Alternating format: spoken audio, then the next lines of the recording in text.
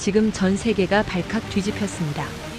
모두가 평범한 지구 관측 위성이라고 무시했던 한국의 아리랑 7호가 발사 7초 만에 미국, 일본, 중국의 계산을 모두 한꺼번에 빗나가게 만들었습니다. 그리고 단 1분 뒤 첫 분석 결과를 본 미국 관제센터가 비상등을 켰습니다. 전 세계 감시망에서 동시에 이해 불가라는 경고가 뜬 건 사상 처음이었죠. 도대체 한국이 무엇을 숨긴 걸까요? 지금부터 그 충격적인 전말을 공개합니다. 구독과 좋아요 눌러주세요. 안녕하세요. 저는 마커스 리드입니다. 미국 국가정찰국, 그러니까 NRO에서 선임 전략 분석가로 일하고 있죠. 쉽게 말씀드리자면 전 세계에서 발사되는 모든 위성과 로켓을 추적하고 분석하는 일을 합니다. 이 일을 시작한 지 벌써 20년이 넘었는데요. 소련의 마지막 군사위성 발사부터 중국의 첫 유인 우주선까지 수백 건의 발사를 이 눈으로 직접 지켜봤습니다. 그래서 웬만한 일에는 놀라지 않는 편이었죠. 그날도 저는 워싱턴 DC 본부 지하 3층 분석실에서 야근을 하고 있었습니다. 한국이 아리랑 7호를 발사한다는 건 이미 몇 주 전부터 알고 있었지만 솔직히 큰 기대는 없었습니다. 중국 민수용 정찰 위성 정도로 예상했으니까요. 해상도 50cm급, 수명 5년 정도의 평범한 지구 관측 위성이라고. 우리 분석팀은 이미 결론을 내려둔 상태였습니다. 한국의 우주 기술이 나쁘지 않다는 건 알았지만 세계 최고 수준과는 거리가 있다고 판단했었죠. 발사 예정 시각이 다가오자 저는 습관적으로 모니터 6개를 동시에 켜두었습니다. 남미 기아나 우주센터의 광학 추적 시스템이 첫 번째 화면에 떠 있었고, 일본 우주항공연구개발기구의 레이더망이 두 번째를 차지했죠. 세 번째와 네 번째는 우리 NRO의 자체 위성 감시 네트워크였고, 다섯 번째는 유럽 우주국의 실시간 피드, 여섯 번째는 중국 측 공개 채널이었습니다. 점화 순간을 놓치지 않으려는 건 분석가로서의 본능이었습니다. 아무리 중요하지 않은 발사라도 데이터는 데이터니까요. 그런데 점화 직후 7초 화면에 뜬 데이터를 보는 순간 저는 손에 들고 있던 커피잔을 책상 위에 내려놓을 수밖에 없었습니다. 남미 기아나 센터에서 실시간으로 전송되는 초기 배기가스 플룸 영상이 완전히 이상했습니다. 프랑스령 기아나에 위치한 이 우주센터는 적도 근처라는 지리적 이점 덕분에 전 세계 발사체를 가장 정밀하게 추적할 수 있는 곳이었죠. 그들은 모든 발사체의 추력을 분석하기 위해 점화 직후 배기가스 패턴을 초고속 카메라로 정밀 촬영하는데 한국 발사체에서 나온 플룸이 기존 데이터베이스의 어떤 패턴과도 일치하지 않았던 겁니다. 지난 30년간 축적된 4,000건 이상의 발사 데이터와 대조해봤지만 매칭률이 67%를 넘지 못했습니다. 보통은 최소 94% 이상 나와야 정상인데 말이죠. 저는 즉시 기아나 센터 책임자에게 암호화 회선으로 연락을 시도했습니다. 하지만 그쪽 회선은 이미 폭주 상태였습니다. 전 세계에서 동시에 문의가 쏟아지고 있었던 거죠. 3분쯤 지나서야 겨우 연결이 됐는데 수화기 너머로 들려온 목소리에는 당혹감이 가득했습니다. 저 플룸 패턴은 최소 110톤급 이상의 추력이 아니면 절대 나올 수 없습니다. 배기가스의 확산 각도, 온도 분포, 밀도 9배 전부가 그렇게 말하고 있어요. 기아나 센터의 수석 엔지니어 장 피에르 모랭 박사의 말이었습니다. 그는 40년 경력의 로켓 추진 전문가였고 아리안 로켓 개발에도 참여했던 인물이었죠. 그런 사람이 이렇게 혼란스러워하는 건 처음 봤습니다. 한국의 공식 발표에 따르면 아리랑 7호 발사체의 추력은 75톤급이었거든요. 그런데 실제 측정값은 27%나 높게 나온 겁니다. 이건 단순한 측정 오차로 설명할 수 있는 범위가 아니었습니다. 한국이 그걸 어떻게 낸 거죠? 75톤급 엔진으로 110톤급 플룸을 만들어낸다는 게 물리적으로 가능합니까? 제가 물었지만 모랭 박사도 대답하지 못했습니다. 거의 동시에 일본 감시국에서도 난리가 났습니다. 도쿄 근교 스쿠바에 있는 우주상황감시센터에서 발사 영상을 프레임 단위로 분석하던 그들은 한국의 기술력을 정확히 확인하려고 독자적인 추력 계산을 시도했습니다. 일본은 오래전부터 한국의 우주 기술을 예의주시해왔고 자체 개발한 알고리즘으로 모든 아시아 국가의 발사체를 분석해왔죠. 하지만 이번에는 그들의 알고리즘으로 도저히 설명이 안 되는 수치가 튀어나왔습니다. 일본 측 분석관들은 처음에 자신들의 계산이 틀렸다고 생각했습니다. 27% 오차라니 그건 측정 장비가 고장났거나 계산 모델에 심각한 결함이 있을 때나 나오는 수치였으니까요. 그들은 3번이나 재계산을 했지만 결과는 매번 같았습니다. 분석팀장이 결국 상부에 보고를 올렸는데 그 내용이 우리 에나로에도 비공식 채널을 통해 전달됐습니다. 한국 발사체의 추력 데이터에 27% 오차 발생. 원인 분석 중. 한국 측 기술 정보 재검토 필요. 일본도 우리와 똑같은 상황에 빠진 거였죠. 저는 즉시 에나로 긴급 분석 프로토콜을 가동했습니다.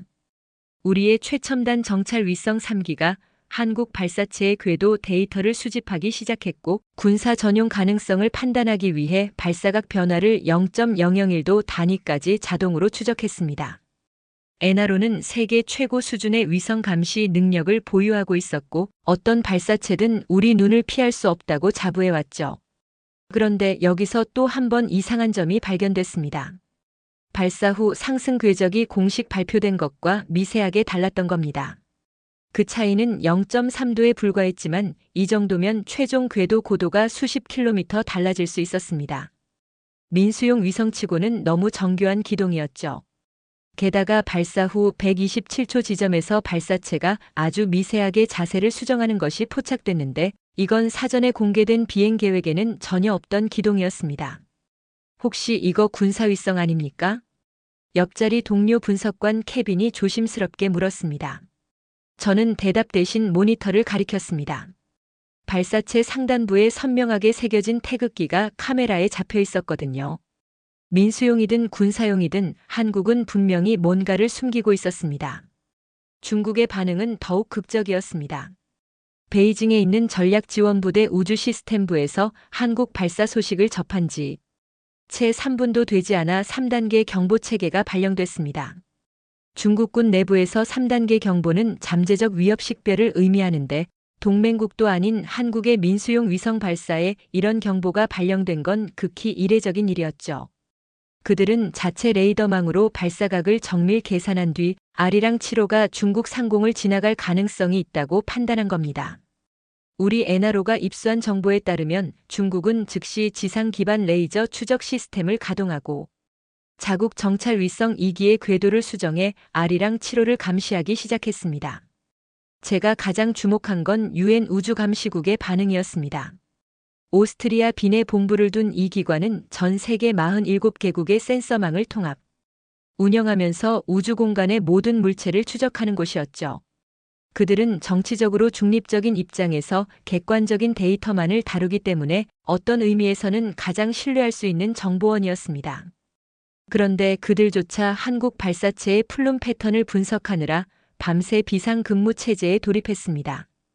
유엔 측은 비정상 패턴 유무를 확인하기 위해 모든 데이터를 크로스 체크했지만 결론은 하나였습니다. 이건 지금까지 관측된 어떤 발사체와도 다른 무언가라는 것이었죠. 그들의 임시 보고서에는 이렇게 적혀 있었습니다. 한국 발사체 아리랑 7호 비정규 플룸 패턴 확인. 추력 예상치 초과. 추가 분석 필요. 전 세계 감시망이 동시에 같은 이상 패턴을 잡았다는 건 절대 우연이 아닙니다. 저는 상관에게 긴급 보고를 올리면서 이렇게 말했습니다. 에나로 국장 제임스 코널리는 잠시 침묵하더니 긴급 분석팀 구성을 지시했습니다. 그날 밤 워싱턴, 도쿄, 베이징, 빈에서 동시에 비상등이 켜졌고 전 세계 정보기관들 사이에서 혼란과 공포가 빠르게 퍼져나갔습니다. 암호화된 채널을 통해 정보가 오갔지만 모든 기관이 던지는 핵심 질문은 똑같았습니다. 한국이 대체 뭘 숨겼는가? 75톤급이라던 추력이 왜 110톤급으로 측정되는가? 민수용 위성이 왜 저런 비정규 플룸 패턴을 만들어내는가? 저는 20년 경력 동안 수백 번의 위성 발사를 분석해왔지만 이렇게 전 세계가 동시에 얼어붙는 광경은 난생 처음이었습니다. 그리고 솔직히 인정하자면 저 역시 불안했습니다. 한국이라는 나라를 제가 너무 과소평가하고 있었던 건 아닐까 하는 생각이 처음으로 머릿속을 스쳤거든요. 하지만 그때까지만 해도 저는 몰랐습니다. 이 발사가 단순한 위성 발사가 아니라 세계 정보 판도를 완전히 뒤집어 놓을 거대한 사건의 시작이라는 걸 말이죠. 진짜 충격은 이제부터였습니다.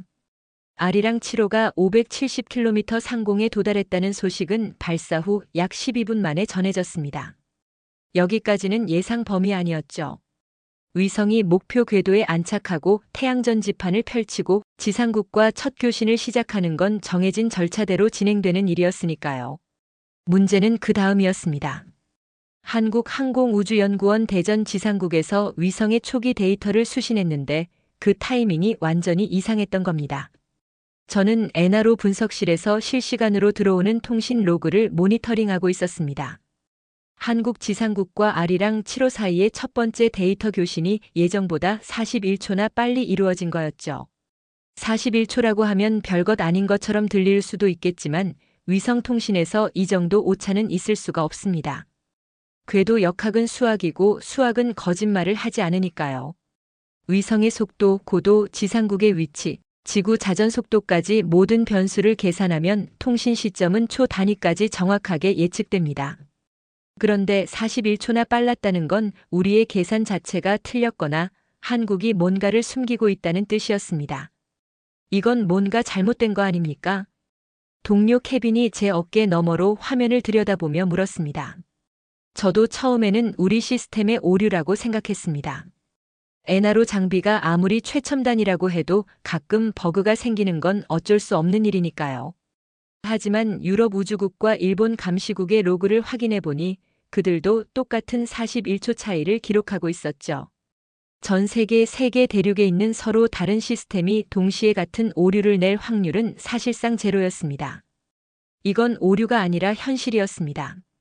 41초 빨랐다는 건 한국 위성이 예상보다 더 효율적인 궤도 진입을 했다는 뜻입니다.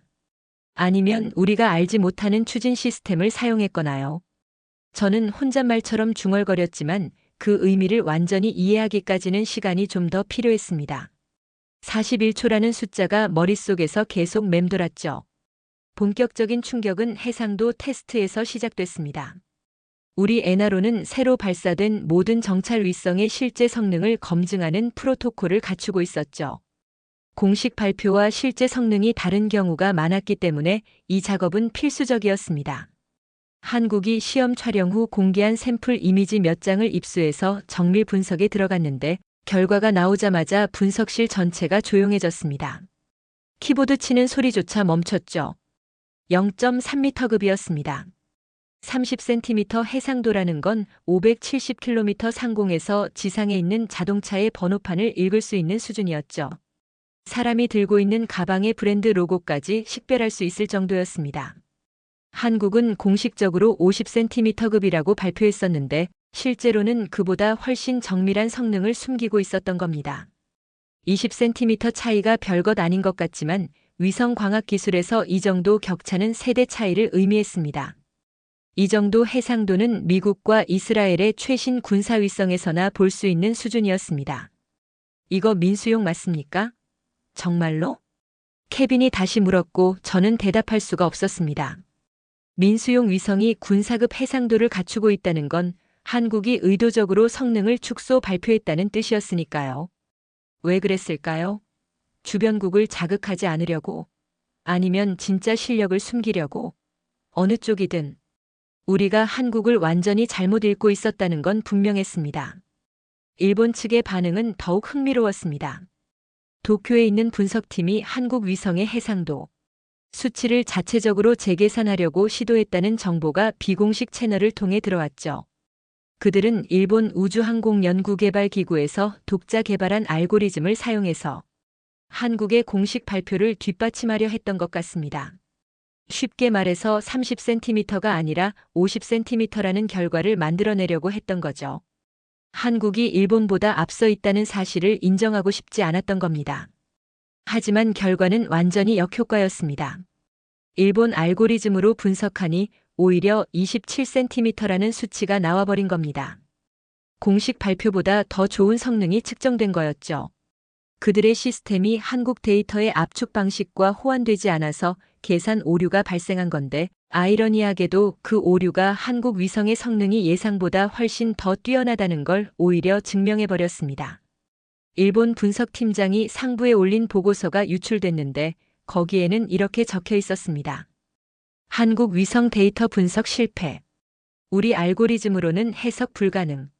신규 분석 체계 구축 필요. 그들의 좌절감이 느껴지는 문장이었죠. 중국도 가만히 있지 않았습니다. 베이징 외곽에 있는 열 영상 분석 센터에서 한국 위성의 적외선 센서 성능을 검증하기 위해 독자적인 테스트를 진행했다는 첩보가 들어왔죠. 중국은 자국 위성 기술에 상당한 자부심을 갖고 있었고, 특히 적외선 센서 분야에서는 아시아 최고라고 자부하고 있었습니다. 그들은 한국이 촬영한 도시 열섬 데이터를 자신들의 가오펀 시리즈 위성 데이터와 비교 분석했습니다. 열섬 현상이라는 건 도시의 콘크리트와 아스팔트가 주변 자연환경보다 더 많은 열을 흡수하고 방출하는 현상인데, 이걸 정밀하게 측정하려면 아주 민감한 적외선 센서가 필요했죠. 온도 차이 0.1도까지 감지해야 의미 있는 데이터를 얻을 수 있었습니다. 결과는 중국 측에게 완전한 충격이었습니다.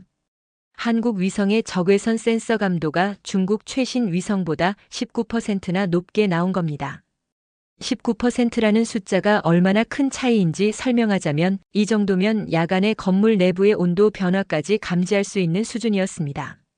심지어 지하시설의 열방출 패턴까지 읽어낼 수 있었죠.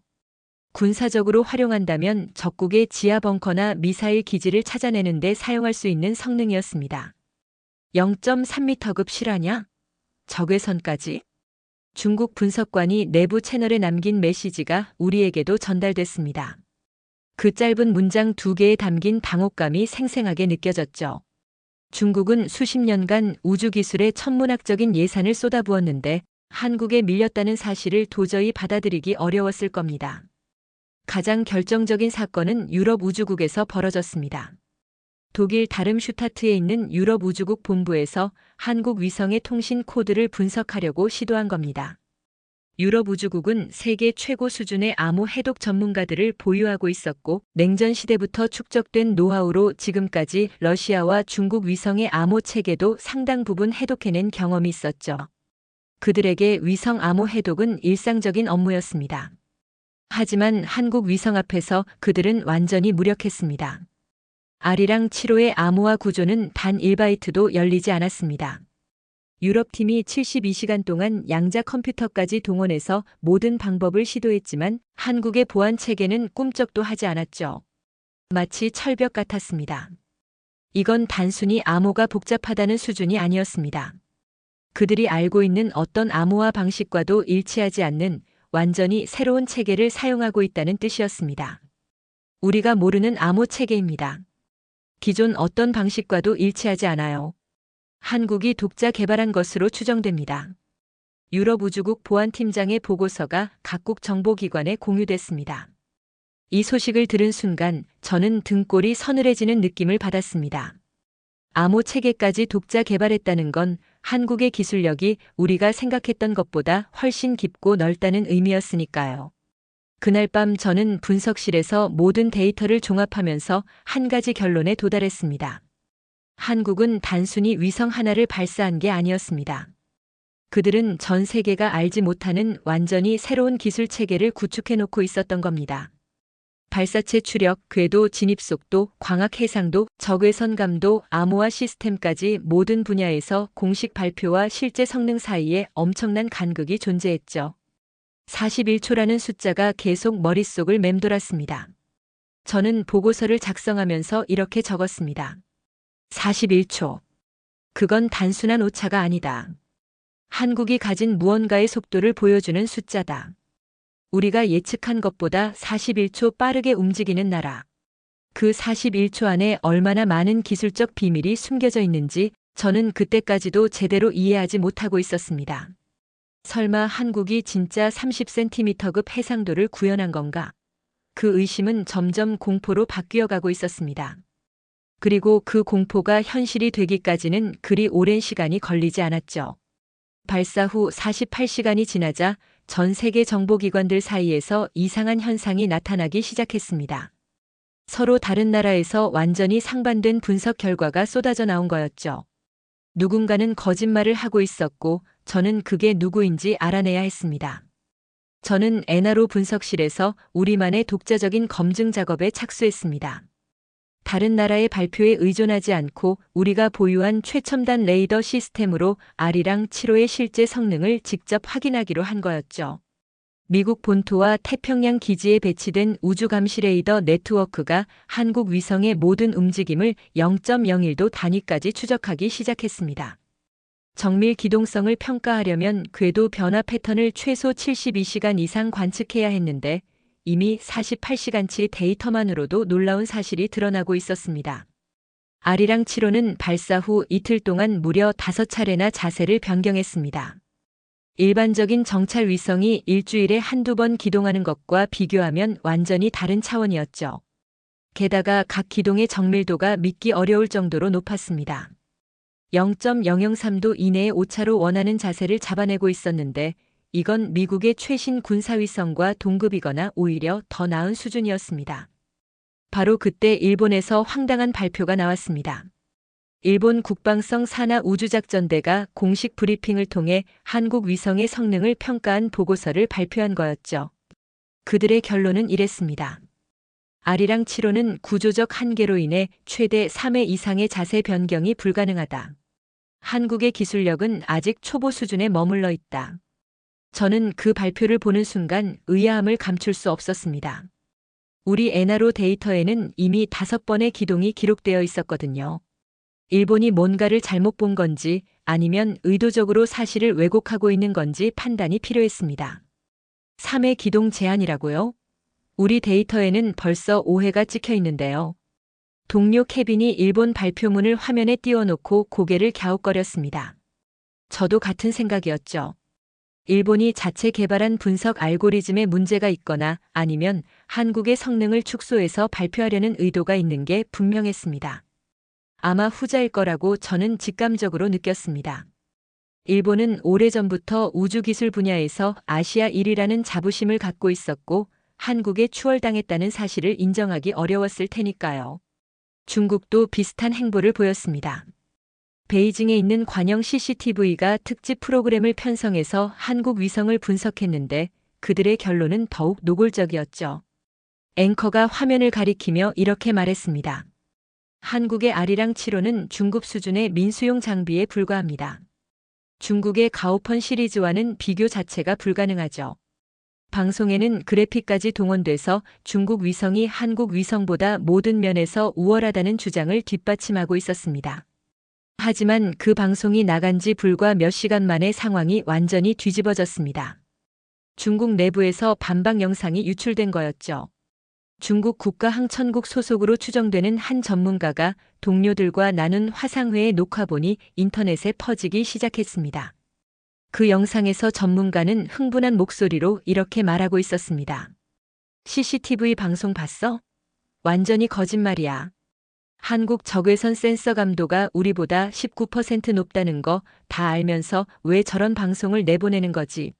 나중에 진실이 밝혀지면 국제적 망신이야. 그 영상은 삽시간에 퍼져나갔고 중국 당국은 급하게 삭제에 나섰지만 이미 늦은 뒤였습니다. 전 세계 정보기관들이 그 영상을 확보했고 중국의 공식 발표가 의도적인 왜곡이었다는 사실이 만천하에 드러났죠. 상황이 더욱 흥미로워진 건 남미에서 예상치 못한 보고가 들어오면서였습니다. 브라질 상파울루 인근에 있는 자기장 관측소에서 이상한 데이터를 감지한 거였죠. 아리랑 7호가 남미 상공을 지나갈 때마다 미세한 자기장 교란이 측정된다는 보고였습니다. 관측소 책임자가 보낸 긴급 메시지에는 이렇게 적혀 있었습니다. 한국 위성 통과 시 0.003 가우스 수준의 자기장 변동 확인. 원인 불명. 추가 분석 필요. 자기장 교란이라니 처음에는 믿기 어려웠습니다. 일반적인 위성이 그 정도 거리에서 지상의 자기장에 영향을 줄 수는 없거든요. 하지만 만약 아리랑 7호에 우리가 모르는 특수한 장비가 탑재되어 있다면 이야기가 달라졌죠. 어쩌면 극도로 강력한 전자기 시스템이나 아니면 완전히 새로운 형태의 추진 장치가 있을 수도 있었습니다. 3회라고. 지금 남미에서 자기장까지 흔들렸다는 보고가 나왔어. 저는 케빈에게 브라질 관측소 데이터를 보여주며 말했습니다. 일본의 3회 기동 제한 주장이 얼마나 터무니없는지 점점 분명해지고 있었죠. 그리고 예상대로 일본의 발표는 오래가지 못했습니다. 공식 브리핑이 나간 지 정확히 4시간 17분 만에 일본 국방성 웹사이트에서 해당 보고서가 삭제됐습니다. 아무런 해명도 정정 발표도 없이 그냥 사라져버린 거였죠. 하지만 이미 전 세계 언론과 정보기관이 그 보고서를 캡처해둔 상태였습니다. 일본으로서는 엄청난 굴욕이었죠. 한국을 깎아내리려다가 오히려 자신들의 분석 능력에 대한 신뢰를 스스로 무너뜨려버린 셈이었으니까요. 유엔 우주감시국도 움직이기 시작했습니다. 빈 본부에서 한국 정부에 공식 질의서를 발송한 거였죠. 내용은 간단했습니다. 아리랑 7호의 정확한 기술 사양과 성능을 투명하게 공개해달라는 요청이었습니다. 국제우주조약에 따른 정당한 요구였고 대부분의 국가들은 이런 질의에 협조적으로 응답하는 게 관례였죠. 하지만 한국의 대답은 단 한 줄이었습니다. 해당 정보는 국가안보 사항으로 분류되어 비공개 처리됩니다. 저는 그 답변을 보면서 묘한 감정을 느꼈습니다. 한국이 뭔가를 숨기고 있다는 건 이제 확실했지만 동시에 그들이 숨기고 있는 것의 가치가 얼마나 큰지도 짐작할 수 있었거든요.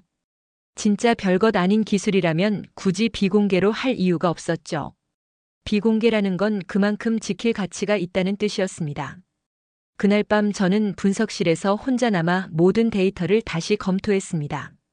일본과 중국의 발표가 거짓이라는 건 이미 증명됐고 유엔의 질의에 한국이 침묵으로 응답했다는 것도 의미심장했죠. 그리고 남미에서 보고된 자기장 교란까지. 모든 조각들이 하나의 그림을 가리키고 있었습니다. 저는 20년 경력 동안 수많은 국가의 위성을 분석해왔지만 한국을 이렇게 진지하게 바라본 건 처음이었습니다. 그동안 저는 한국을 미국의 기술을 따라가는 이류 국가 정도로 생각했었죠. 하지만 지금 눈앞에 펼쳐진 데이터는 완전히 다른 이야기를 하고 있었습니다. 한국은 따라가는 게 아니라 어쩌면 이미 앞서가고 있었던 겁니다. 저는 보고서 초안에 이렇게 적었습니다. 한국 아리랑 7호에 대한 기존 평가 전면 재검토 필요. 일본과 중국의 분석은 신뢰할 수 없음. 독자적 심층 분석 착수 권고. 진짜 충격은 아직 시작도 하지 않았다는 걸 그때 저는 알지 못했습니다. 발사 후 닷새째 되던 날 아침 저는 평소처럼 엔하로 분석실에 출근했습니다. 커피를 한 잔 내리고 모니터를 켜는 순간 화면 가득 긴급 알림이 떠 있는 걸 보고 심장이 멈추는 줄 알았죠. 한국발 극비 문건이 유출됐다는 속보였습니다. 문건의 출처는 아직 확인되지 않았지만 내용은 충격 그 자체였습니다. 한국항공우주연구원 내부에서 작성된 것으로 추정되는 그 문서에는 아리랑 7호의 실제 성능 테스트 기록이 담겨 있었죠. 그리고 거기에 적힌 숫자를 보는 순간 저는 의자에서 벌떡 일어날 수밖에 없었습니다. 9회 연속 자세 변환 성공. 처음에는 오타라고 생각했습니다. 9회가 아니라 3회나 4회의 잘못이 아닐까 하고요. 하지만 문건을 자세히 읽어보니 오타가 아니었습니다. 아리랑 7호는 발사 후 96시간 동안 무려 9차례에 걸쳐 자세를 변환했고 그 모든 기동이 0.002도 이내의 오차로 성공했다고 기록되어 있었죠. 각 기동 사이의 간격은 평균 8시간 47분이었고 연료 소모량은 예상치의 67%에 불과했습니다. 이게 말이 됩니까? 케빈이 제 옆에 서서 같은 화면을 보며 중얼거렸습니다. 저도 같은 생각이었죠. 현존하는 어떤 위성도 이런 성능을 보여준 적이 없었으니까요. 미국의 최신 군사위성도 연속 기동은 5회가 한계였고 그마저도 각 기동 사이에 최소 24시간의 냉각 시간이 필요했습니다. 그런데 한국은 9회를 8시간 간격으로 해냈다는 거였죠. 저는 즉시 엔하로의 독자적인 검증 작업에 착수했습니다. 유출된 문건이 위조일 가능성도 있었고 설령 진짜라고 해도 한국이 과장했을 수도 있었으니까요. 오류 가능성을 완전히 배제하기 위해 우리가 보유한 가장 정교한 알고리즘으로 한국 데이터를 교차 검증하기 시작했습니다. 미국 본토와 유럽, 태평양에 배치된 우주감시 레이더 네트워크가 지난 닷새간 수집한 R이랑 7호의 모든 궤도 데이터를 불러왔죠. 분석에는 6시간이 걸렸습니다. 그리고 결과가 나왔을 때 저는 한동안 아무 말도 할 수가 없었습니다. 유출된 문건이 사실이었던 겁니다.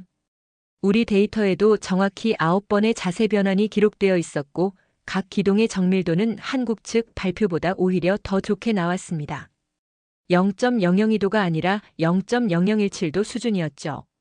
한국은 과장한 게 아니라 오히려 겸손하게 발표한 거였습니다. 구애라니 이건 기존 기술 체계를 다시 써야 할 수준이야.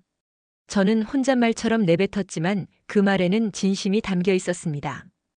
위성 자세 제어 시스템에 관한 모든 교과서, 모든 논문, 모든 매뉴얼이 5회를 넘는 연속 기동은 불가능하다고 단정 짓고 있었거든요. 반작용 휠의 열 축적, 자이로스코프의 드리프트, 연료 소모량 등 물리적 한계가 명확했으니까요. 그런데 한국은 그 한계를 2배 가까이 뛰어넘어 버렸습니다. 소식은 삽시간에 전 세계로 퍼져나갔습니다. CNN, BBC, 로이터 할 것 없이 모든 주요 언론이 한국의 9회 연속 기동 성공을 톱뉴스로 다뤘죠. 소셜미디어는 폭발했고 우주기술 관련 커뮤니티에서는 한국을 게임 체인저라고 부르기 시작했습니다. 불과 일주일 전만 해도 중국 민수용 위성으로 취급받던 R이랑 7호가 갑자기 세계 최고 수준의 첨단 시스템으로 재평가받게 된 거였죠. 일본의 반응은 처참했습니다. 도쿄에 있는 JAXA 본부에서 긴급 대응 회의가 소집됐다는 정보가 들어왔죠. 그들은 한국의 성능을 믿을 수 없다며 자국 위성으로 비교 테스트를 진행하기로 결정했습니다. 일본이 가장 자랑하는 정찰 위성인 이지스 3호를 동원해서 연속 기동 실험을 시작한 거였죠. 5회를 넘기면 한국의 기록이 조작이라고 주장할 수 있고 최소한 비슷한 수준이라도 달성하면 체면을 유지할 수 있다고 판단했던 것 같습니다. 하지만 결과는 참담했습니다.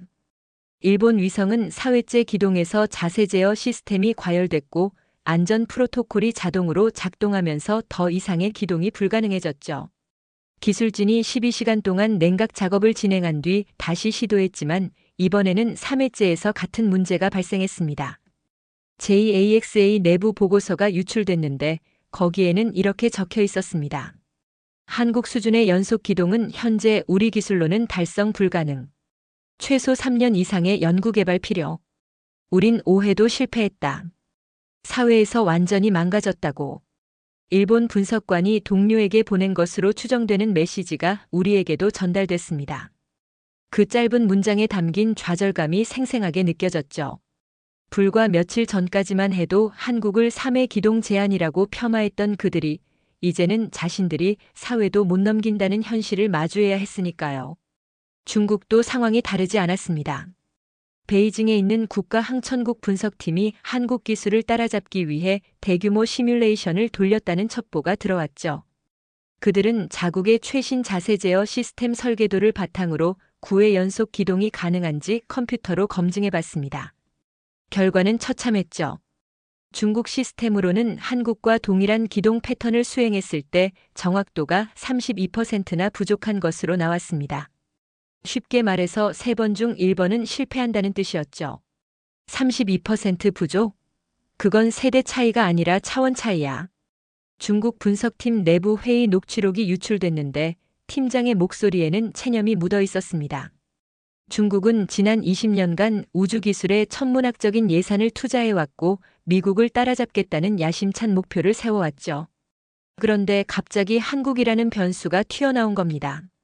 미국은커녕 한국도 따라잡기 어렵다는 현실이 그들에게는 엄청난 충격이었을 겁니다. UN 우주감시국의 움직임도 빨라졌습니다. 빈 본부에서 한국 정부에 비공식 협력 제안을 보낸 거였죠. 내용은 이랬습니다. 한국이 보유한 고정밀 자세 제어 기술을 공유해주면 UN 산하 재난 대응 기구가 운영하는 위성 네트워크에 적용하겠다는 것이었습니다. 지진이나 태풍 같은 자연재해가 발생했을 때 신속하게 피해 지역을 촬영하려면 빠른 자세 변환 능력이 필수적이었거든요. 유엔은 한국 기술이 전 세계 재난 대응 시스템을 혁신할 수 있다고 판단한 겁니다. 하지만 한국의 대답은 이번에도 신중했습니다. 기술 공유에 대해서는 추가 검토가 필요하다는 원론적인 답변만 내놓았죠. 거절도 수락도 아닌 모호한 태도였지만 저는 그게 오히려 더 의미심장하다고 느꼈습니다. 한국은 자신들이 가진 것의 가치를 정확히 알고 있었고 쉽게 카드를 내놓을 생각이 없었던 거죠. 그날 밤 저는 분석실에서 홀로 남아 모든 데이터를 다시 한번 검토했습니다. 화면에는 R이랑 7호의 궤도 변화 그래프가 떠 있었고 9개의 정밀한 기동점이 선명하게 표시되어 있었죠. 그 그래프를 바라보면서 저는 처음으로 패배감을 느꼈습니다. 20년 동안 저는 미국이 우주기술의 최전선에 있다고 믿어왔습니다. 러시아가 도전하고 중국이 추격하고 유럽이 협력하는 가운데 미국은 언제나 한 발 앞서 있었죠. 그런데 지금 눈앞에 있는 데이터는 완전히 다른 현실을 보여주고 있었습니다. 한국이라는 나라가 우리 모두를 추월해버린 거였죠. 저는 보고서에 이렇게 적었습니다. R이랑 7호의 9회 연속 자세 변환 성공은 현존하는 모든 위성 기술의 한계를 재정의했다. 이것은 단순한 기술적 성취가 아니라 패러다임의 전환이다. 우리는 진짜 뒤처졌다. 그 문장을 쓰는 순간 손가락이 떨리는 걸 느꼈습니다. 하지만 이건 부정할 수 없는 사실이었죠. 한국은 더 이상 우리가 알던 그 나라가 아니었습니다.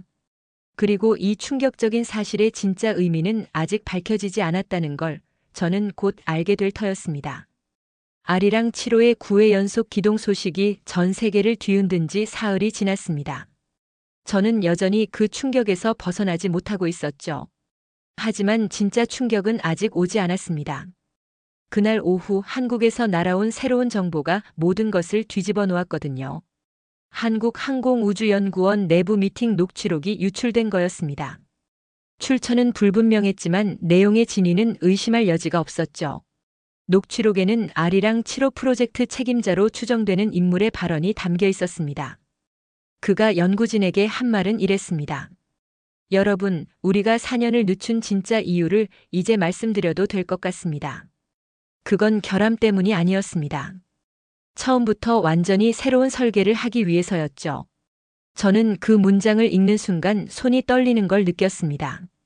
4년 전 한국이 R이랑 7호 발사를 연기한다고 발표했을 때 전 세계는 기술적 결함 때문이라고 생각했었죠. 당시 한국 언론에서도 핵심 부품 문제라거나 품질 검증 실패라는 보도가 나왔고 저희 엔하로도 그렇게 분석했습니다. 한국의 우주기술이 아직 미숙해서 예정대로 발사하지 못한 거라고요. 솔직히 말하면 약간의 조롱 섞인 시선도 있었죠. 하지만 그게 전부 연막이었던 겁니다. 한국은 4년 동안 결함을 수정한 게 아니라 설계 자체를 완전히 새로 만들고 있었습니다. 녹취록을 더 읽어내려가자 놀라운 사실들이 계속 드러났습니다. 한국 연구진은 기존 R이랑 시리즈에 사용하던 반작용일 방식의 자세 제어 시스템을 포기하고 완전히 새로운 방식을 도입하기로 결정했다고 합니다. 그 새로운 방식이 바로 제어 모멘트 자이로, 영어로는 CMG라고 불리는 기술이었죠. 제어 모멘트 자이로는 반작용일보다 훨씬 정밀하고 빠른 자세 제어가 가능한 시스템입니다. 하지만 그만큼 설계와 제작이 극도로 어려워서 전 세계에서 이 기술을 제대로 구현한 나라는 미국과 러시아 그리고 일부 유럽 국가 정도밖에 없었죠. 일본과 중국도 수십 년간 도전했지만 완전한 성공을 거두지 못한 기술이었습니다. 그런데 한국이 4년 만에 이걸 해냈다는 거였죠. CMG를 적용하려면 위성 전체 구조를 다시 설계해야 했습니다. 전력 시스템, 열 관리, 통신 모듈 전부요. 사실상 새 위성을 만드는 거나 마찬가지였죠. 녹취록에 담긴 또 다른 연구원의 발언이었습니다. 저는 그제야 모든 퍼즐이 맞춰지는 느낌을 받았습니다. 9회 연속 기동이 가능했던 이유, 일본과 중국이 따라잡지 못하는 이유, 암호 체계가 완전히 새로운 방식인 이유. 전부 여기에 답이 있었던 거죠. 한국은 4년 동안 몰래 세대를 건너뛰어버린 겁니다. 더 놀라운 건 이 프로젝트가 극비 태스크포스 형태로 운영됐다는 사실이었습니다. 한국 항우연 내부에서도 소수의 핵심 인력만 진짜 목표를 알고 있었고 나머지 직원들은 단순히 결함 수정 작업을 하고 있다고 믿었다고 합니다.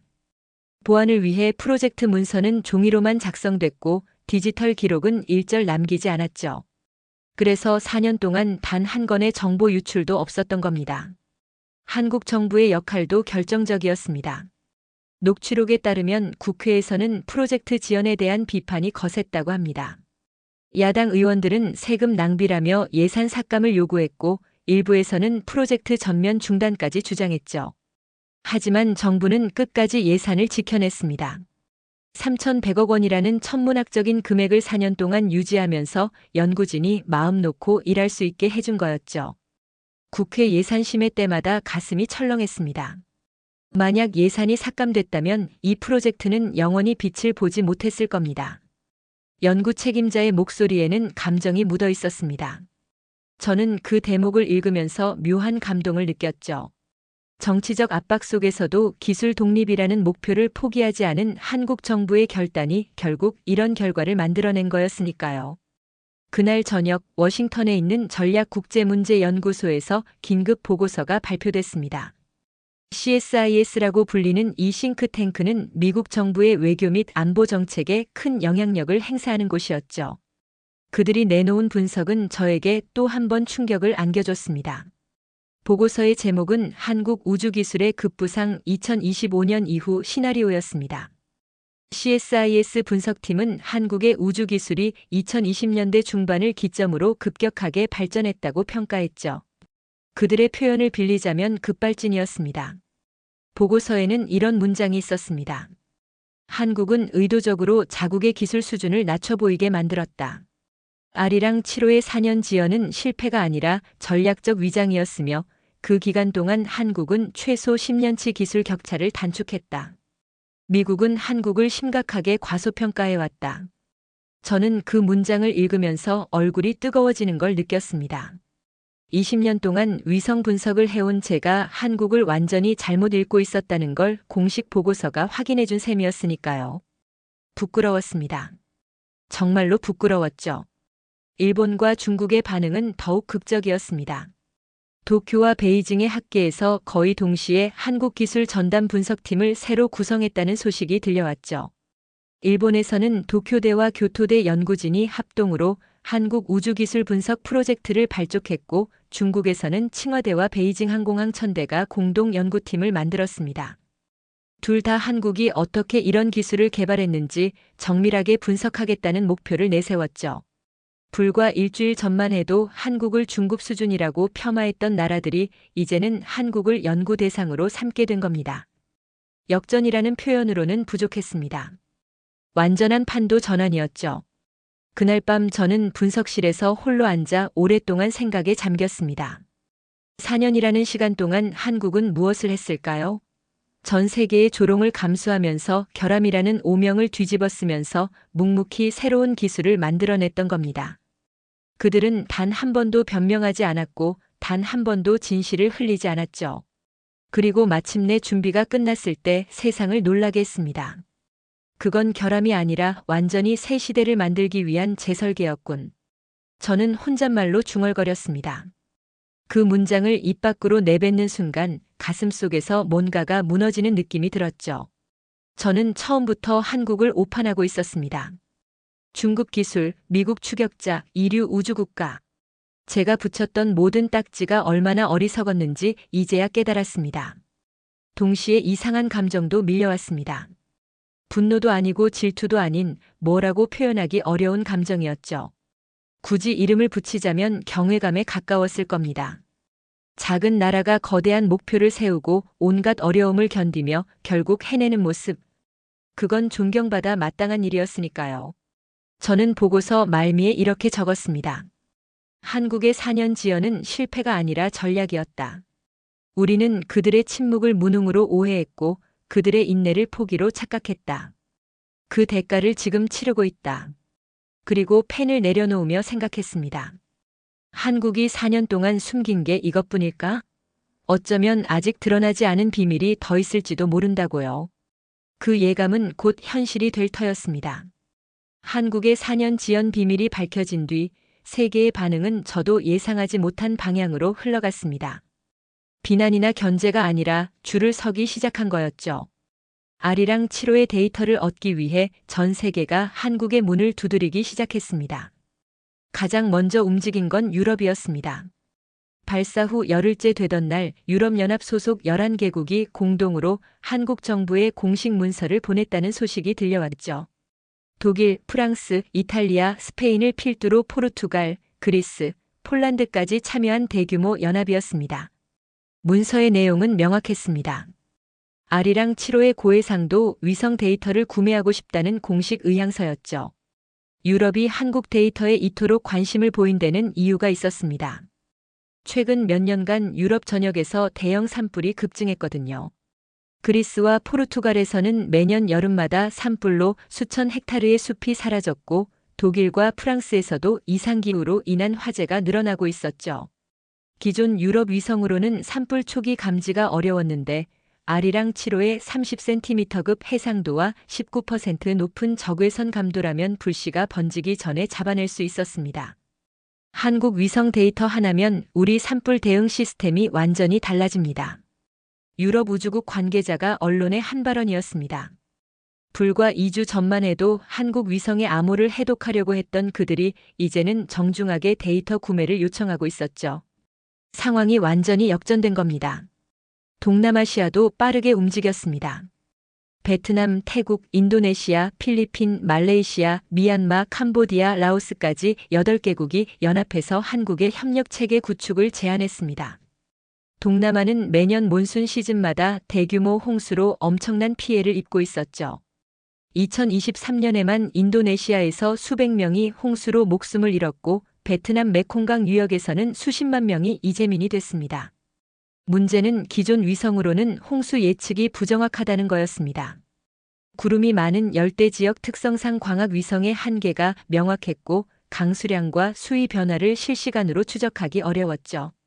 하지만 아리랑 7호의 정밀한 적외선 센서와 빠른 자세 변환 능력이라면 구름 사이로도 지표면 온도 변화를 감지할 수 있었습니다.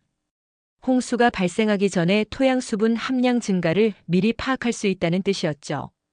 동남아 8개국 대표가 공동 성명을 발표했는데 거기에는 이런 문장이 있었습니다. 한국의 위성 기술은 우리 국민의 생명을 구할 수 있습니다. 이것은 단순한 기술 협력이 아니라 인도주의적 파트너십입니다. 저는 그 성명을 읽으면서 묘한 감정을 느꼈습니다. 한국이 갑자기 아시아의 구원자처럼 떠오르고 있었으니까요. 그리고 마침내 미국도 움직였습니다. 솔직히 이건 저도 예상하지 못한 일이었습니다. NRO 국장 제임스 코널리가 직접 저를 불러서 말한 내용은 충격적이었죠. 리드, 우리가 한국의 데이터 공유를 요청하기로 했네.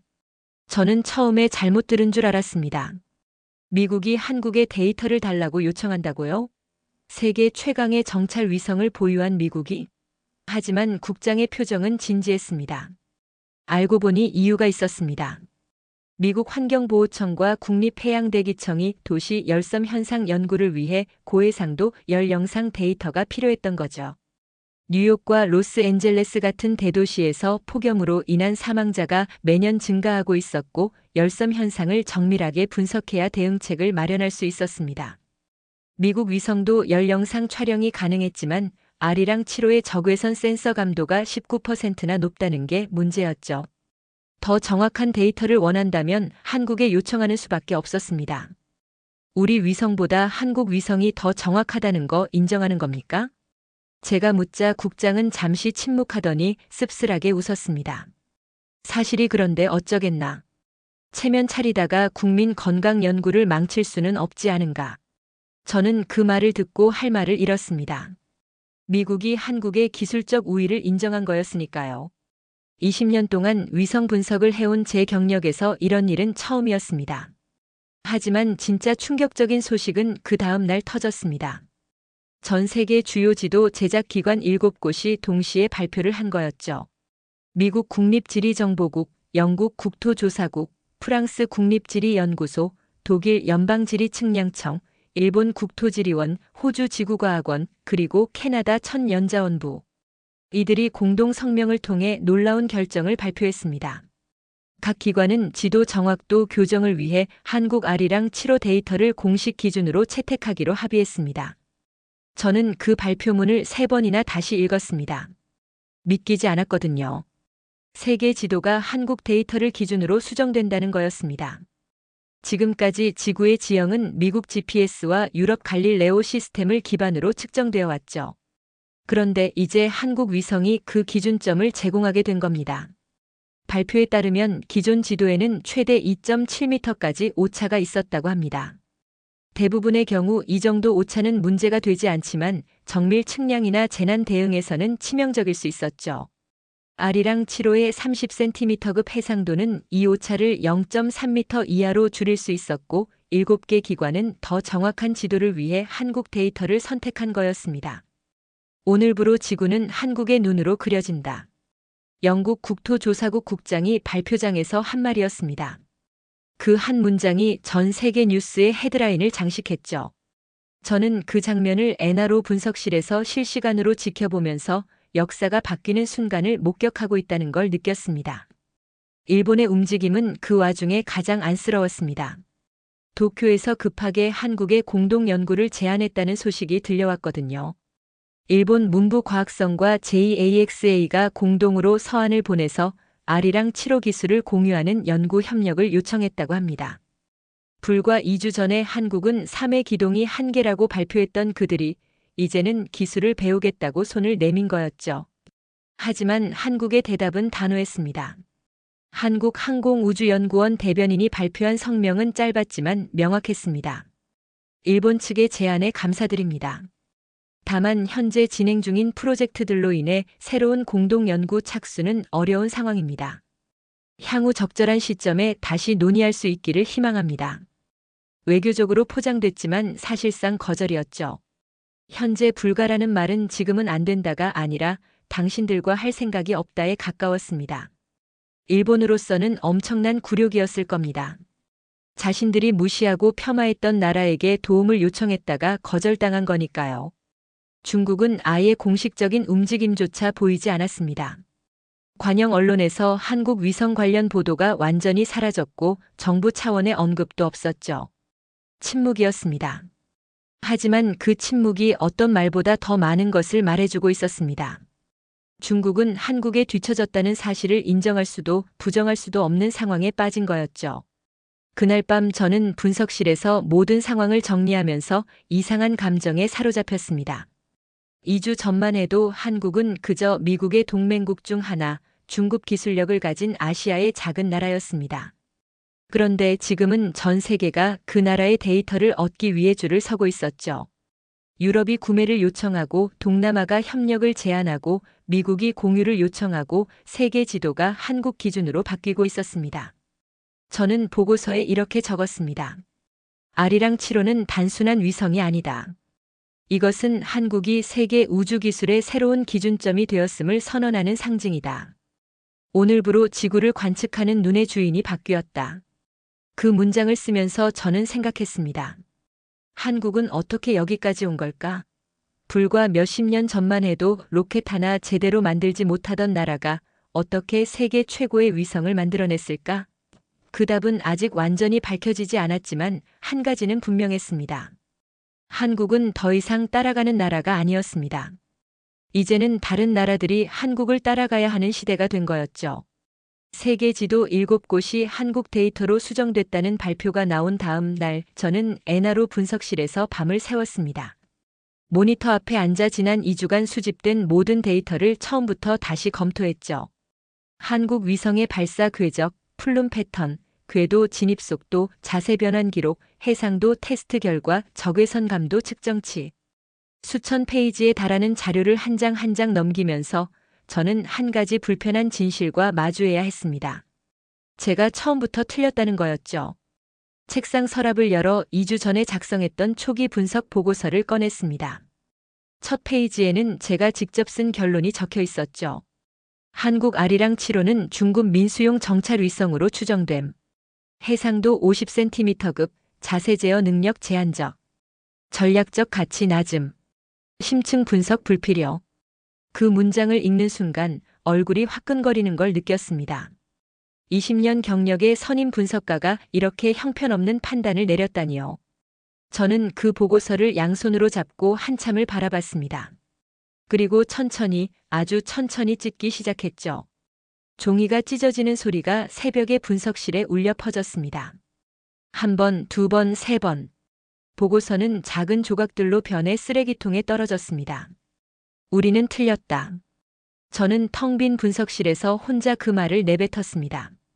아무도 듣는 사람이 없었지만 그 말을 입 밖으로 꺼내는 게 중요했죠. 인정해야 했습니다. 제가 그리고 에나로 전체가 한국을 완전히 잘못 읽었다는 사실을요. 다음 날 아침 에나로 본부에서 긴급 회의가 소집됐습니다. 국장 제임스 코널리가 직접 주재하는 고위급 회의였죠. 회의실에는 각 부서 책임자들이 모여 있었고 저도 아시아 담당 선임 분석가 자격으로 참석했습니다. 의제는 하나였습니다. 한국과의 협력 방안이었죠. 여러분, 상황이 바뀌었습니다. 국장이 회의를 시작하며 말했습니다. 그의 목소리에는 평소와 다른 무게감이 실려 있었죠. 한국의 아리랑 7호가 보여준 성능은 우리의 예상을 완전히 뛰어넘었습니다. 9회 연속 자세 변환, 30cm급 해상도, 19% 높은 적외선 감도. 이건 우리 최신 위성과 동급이거나 일부 영역에서는 그 이상입니다. 회의실이 술렁거렸습니다. 에나로는 세계 최고의 위성 정찰 능력을 자부해온 기관이었거든요. 그런 곳에서 한국이 우리와 동급이라고 인정하는 건 쉬운 일이 아니었죠. 그래서 오늘 논의할 안건은 한국과의 공식 협력입니다. 미래 감시체계 현대화를 위해 한국의 기술을 활용하는 방안을 검토해야 합니다. 국장의 발언에 몇몇 참석자들이 불편한 표정을 지었습니다. 하지만 반대 의견을 내는 사람은 없었죠. 데이터가 너무 명확했으니까요. 회의는 2시간 넘게 이어졌고 결론은 한국 정부의 공식 협력을 제안하는 것으로 모아졌습니다. 미국이 한국의 기술 협력을 요청하는 역사적인 순간이었죠. 같은 시각 지구 반대편에서도 비슷한 일이 벌어지고 있었습니다. 도쿄에서는 일본 내각부 산하우주정책위원회가 비상회의를 열었다는 첩보가 들어왔죠. 회의 내용은 극비였지만 일부가 유출되어 우리에게도 전달됐습니다. 한국과의 기술 격차를 솔직하게 인정해야 합니다. 우리가 4회 기동에서 실패한 반면 한국은 9회를 성공했습니다. 이건 단순한 차이가 아니라 세대 차이입니다. 일본 우주정책위원장의 발언이었습니다. 그는 자국 위성 정책의 전면 재검토를 제안했고 위원회는 이를 받아들였다고 합니다. 일본으로서는 엄청난 굴욕이었겠지만 현실을 부정할 수는 없었던 거죠. 중국도 마찬가지였습니다. 베이징에서 열린 국가항천국 확대회의 녹취록 일부가 유출됐는데 거기에는 이런 내용이 담겨 있었습니다. 우리 시뮬레이션 결과 한국 수준의 정확도를 달성하려면 최소 5년이 필요합니다.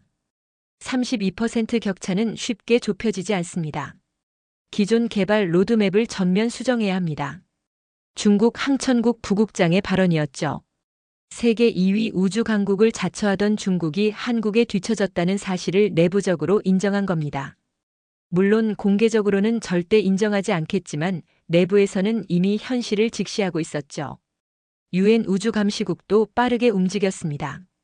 빈 본부에서 특별 세션이 열렸고 의제는 재난 대응 국제 표준 개정이었죠.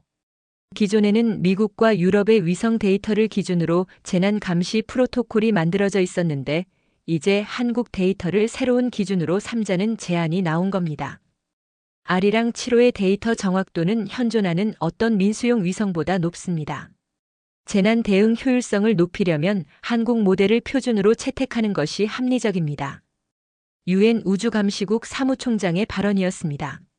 제안은 만장일치로 통과됐고 앞으로 전 세계 재난 대응 시스템은 한국 데이터 형식을 기준으로 운영될 예정이었죠. 한국이 단순히 좋은 위성을 만든 것을 넘어서 국제 표준 자체를 바꿔버린 겁니다. 저는 이 모든 소식을 접하면서 새로운 보고서를 작성하기 시작했습니다. 2주 전에 찢어버린 그 보고서를 대체할 문서였죠. 이번에는 처음부터 다시 정확하게 쓰기로 했습니다. 보고서 제목은 한국 우주기술 재평가 아리랑 7호의 전략적 함의로 정했습니다. 서론부터 결론까지 한국이 보여준 모든 성과를 객관적으로 기술했죠. 9회 연속 자세 변환의 기술적 의미, 제어 모멘트 자이로, 독자 개발의 중요성, 4년간의 비밀 연구가 가져온 결과. 모든 내용을 빠짐없이 담았습니다. 마지막 결론 부분을 쓸 때 저는 한참을 고민했습니다. 어떤 문장으로 이 보고서를 마무리해야 할지 쉽게 결정이 나지 않았거든요. 그러다 문득 한 문장이 떠올랐습니다. 나는 결론을 바꿨다. 한국은 기술이 아니라 기준을 만든 나라다. 저는 그 문장을 타이핑하고 잠시 화면을 바라봤습니다. 이게 맞는 표현이었죠. 한국은 단순히 뛰어난 기술을 개발한 게 아니었습니다. 그들은 전 세계가 따라야 할 새로운 기준을 만들어낸 거였죠. 해상도의 기준, 자세 제어의 기준, 적외선 감도의 기준, 심지어 국제 재난 대응의 기준까지. 보고서를 완성한 뒤 저는 국장에게 직접 제출했습니다. 코널리 국장은 보고서를 처음부터 끝까지 읽더니 고개를 끄덕였죠. 솔직한 분석이군. 이게 대통령 1일 브리핑에 포함될 거야. 대통령에게 보고되는 문서에 재분석이 들어간다는 뜻이었습니다. 한국의 기술적 우위를 미국 정부가 공식적으로 인정하게 되는 거였죠. 그날 밤 저는 분석실 창가에 서서 워싱턴의 야경을 바라봤습니다. 20년 전 이 일을 시작했을 때 저는 미국이 영원히 우주기술의 정점에 있을 거라고 믿었습니다. 소련이 무너지고 유럽이 뒤처지고 중국이 추격하는 동안에도 미국은 언제나 한 발 앞서 있었으니까요. 하지만 세상은 변했습니다. 작은 나라 한국이 묵묵히 준비하고 조용히 성장하고 마침내 모두를 놀라게 했죠. 저의 자존심은 완전히 부서졌지만 그 자리를 채운 건 분노나 질투가 아니었습니다. 존경이었고 인정이었죠. 저는 창밖을 보며 중얼거렸습니다. 한국, 당신들이 이겼어.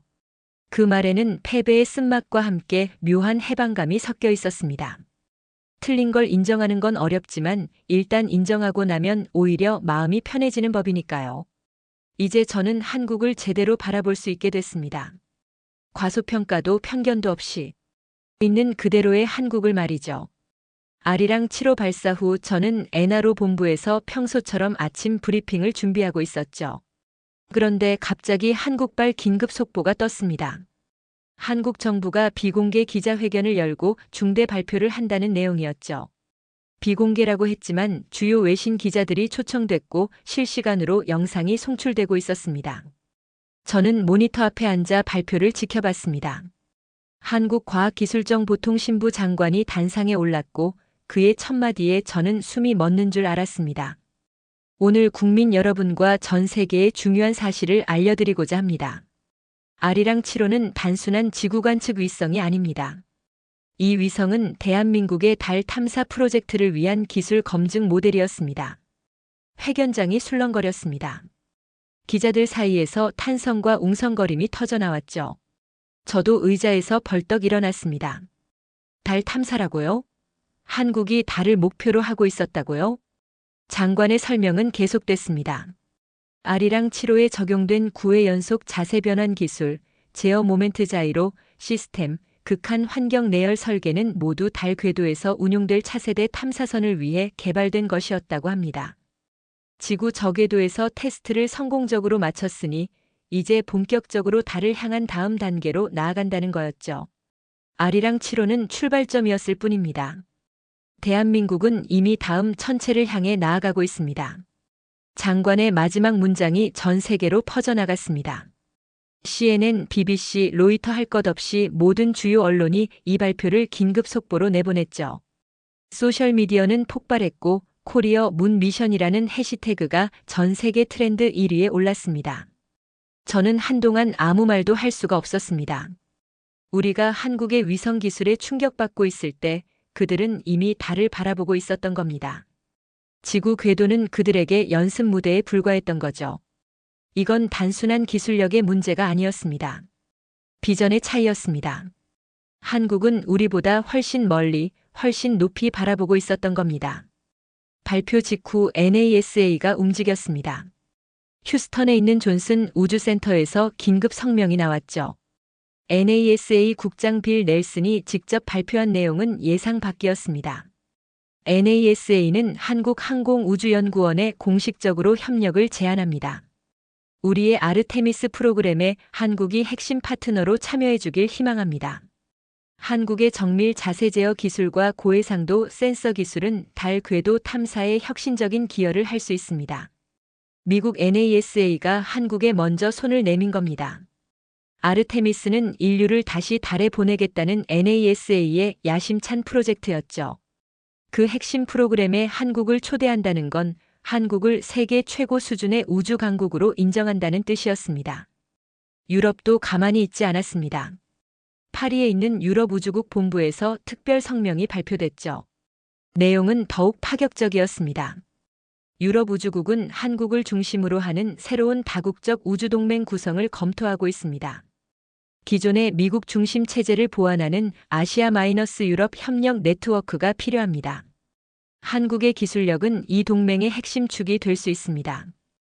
유럽이 한국을 중심으로 새로운 우주 질서를 만들자고 제안한 겁니다. 불과 3주 전만 해도 한국 위성의 암호를 해독하려 했던 그들이 이제는 한국과 동맹을 맺고 싶어 했죠. 세상이 이렇게 빨리 변할 수 있다는 게 놀라웠습니다. 한국의 대응도 인상적이었습니다. 대전에 있는 항공우주연구원에서 후속 발표가 있었죠. 아리랑 7호 프로젝트 책임자가 직접 단상에 올라 앞으로의 계획을 공개했습니다. 우리는 이미 다음 단계를 준비하고 있습니다. 현재 20cm급 광학 탑재체 개발이 진행 중이며 2년 내 시제품 완성을 목표로 하고 있습니다. 이 기술은 달 표면의 암석 하나까지 식별할 수 있는 수준입니다. 20cm급이라니요. 아리랑 7호의 30cm도 충격이었는데 그보다 더 정밀한 기술을 이미 개발하고 있다는 거였습니다. 한국은 멈추지 않고 있었죠. 세계가 아리랑 7호에 감탄하고 있을 때 그들은 이미 다음 세대를 만들고 있었습니다. 그로부터 일주일 뒤 저는 생각지도 못한 곳에 있었습니다. 대한민국 대전 한국항공우주연구원 본관 로비였죠. 에나로를 대표해서 한국과의 공식 협력 논의를 위해 파견된 거였습니다. 로비에서 저를 맞이한 건 한서준 박사였습니다. 아리랑 7호의 고기동 자세 제어 시스템을 개발한 책임자였죠. 그는 예상과 달리 조용하고 겸손한 인상이었습니다. 세계 최고의 기술을 만든 사람치고는 너무 평범해 보였죠. 멀리서 오셨습니다, 리드 박사님. 그가 먼저 손을 내밀었습니다. 저는 그 손을 잡으며 복잡한 감정을 느꼈죠. 3주 전만 해도 저는 이 나라를 과소평가하고 있었습니다. 중급 기술, 이류 우주국가. 그런 편견으로 가득 차 있었죠. 하지만 지금 제 앞에 서 있는 이 사람이 그 모든 편견을 산산조각 냈습니다. 한 박사님, 솔직히 말씀드리겠습니다. 저는 악수를 하면서 입을 열었습니다. 저는 당신들을 완전히 잘못 봤습니다. 미국이 제가 한국을 과소평가했습니다. 그 점에 대해 사과드립니다. 한 박사는 잠시 놀란 표정을 짓더니 미소를 지었습니다. 과거는 중요하지 않습니다. 중요한 건 앞으로입니다. 함께 갈 수 있다면요. 그 대답에 저는 가슴이 뭉클해지는 걸 느꼈습니다. 원망도 자만도 없는 담담한 태도. 그게 진짜 강자의 모습이구나 싶었죠. 저는 제안을 꺼냈습니다. 미국과 한국이 공동 연구팀을 구성해서 차세대 우주기술을 함께 개발하자는 내용이었죠. 에나로와 NASA의 승인을 받은 공식 제안이었습니다. 미국은 한국과 함께 가고 싶습니다. 경쟁자가 아니라 파트너로서요. 한 박사는 잠시 생각하더니 고개를 끄덕였습니다. 좋습니다. 함께 달을 향해 가시죠. 우리는 다시 한번 악수를 나눴습니다. 이번에는 단순한 인사가 아니었죠. 새로운 시대의 시작을 알리는 악수였습니다. 항우연 건물을 나서면서 저는 하늘을 올려다봤습니다. 맑은 대전의 하늘 너머 어딘가에 아리랑 7호가 지구를 돌고 있겠죠. 그리고 더 멀리 달이 있었습니다.